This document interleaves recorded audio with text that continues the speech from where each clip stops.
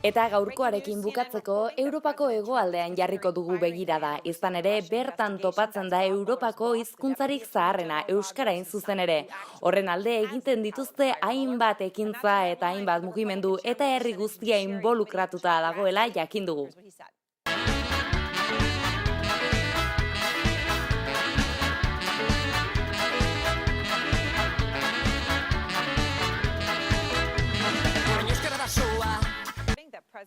Ikusi duzuen bezala ikaragarria da euskararen alde egiten den lana Euskal Herrian. Horregatik EHUra hurbiltzea erabaki dugu euskararen kabira eta bertan euskararen egoera zein den hurbilago bizi eta sentitzeko Kloe bidali dugu. Kloe, zurekin gaude.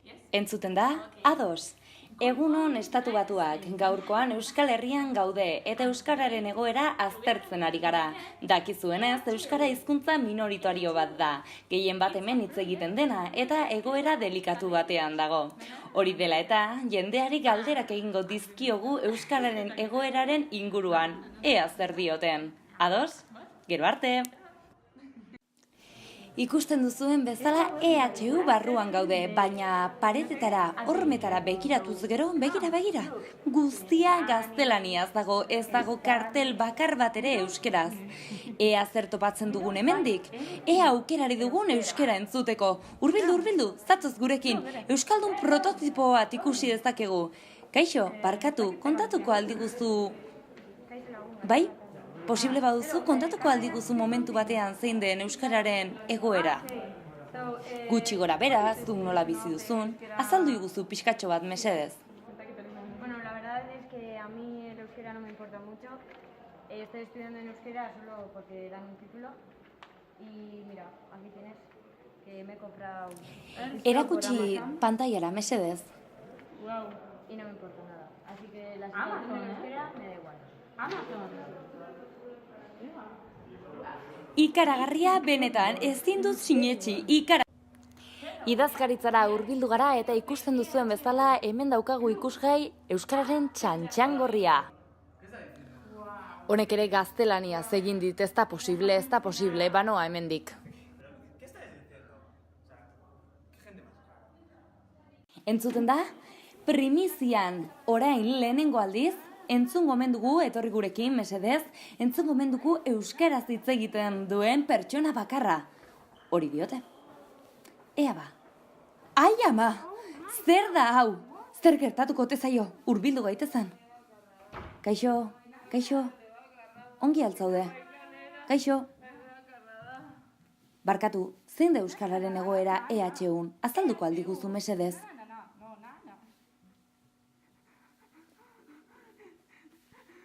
Ai, ama.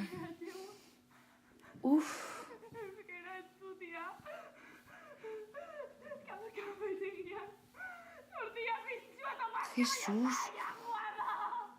Oi, ama.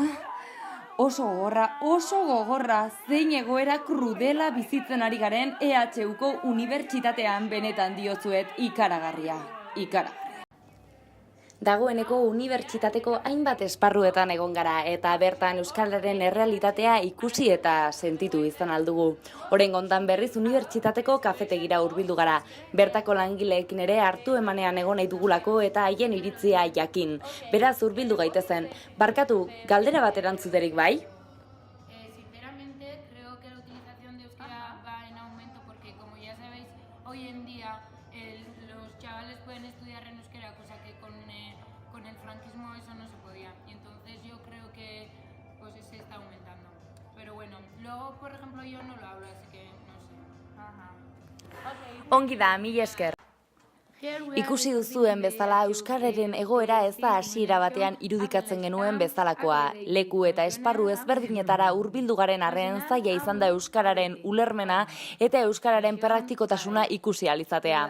Ikusi duzuenez egoera hau asko zokerragoa da imaginatzen genuena baino horregatik aski da grabazio honekin bukatzea erabaki dugu eta gaurkoan bai esan dezakegu ezin dugula jarraitu eta horregatik alde batera utziko ditugula grabaketak sentitzen dut baina joan beharra daukat ezin dut gehiago barkatu.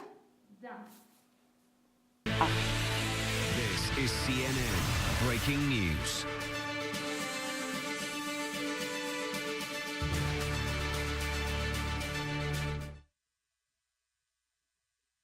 bideo honetan kusitugun irudiak parodia bat dira. Gidoi batek mugatuak, baina errealitatea hemendik hurbil edo urrun aldago. Ikasleari dagokionez, dereduko errealitatea oso tristea dela ikusi aldugu.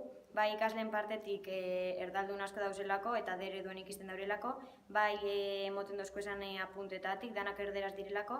Gure uste EHUko zerbitzutan euskerak ez du hartzen, beak berko zuen bezain beste toki. Eta horrekin gure eskubideak urratzeituela uste du. Adibidez, Magisteritzako eskolako bai idazkaritzan, bai tabernan, edo EHUko Gasteizko aularioan, jendeak ez daki euskeraz eta nun txantxangorri handi bat daun pegauta eta gure euskeraz hitz egiteko eskubideak urratzeigue.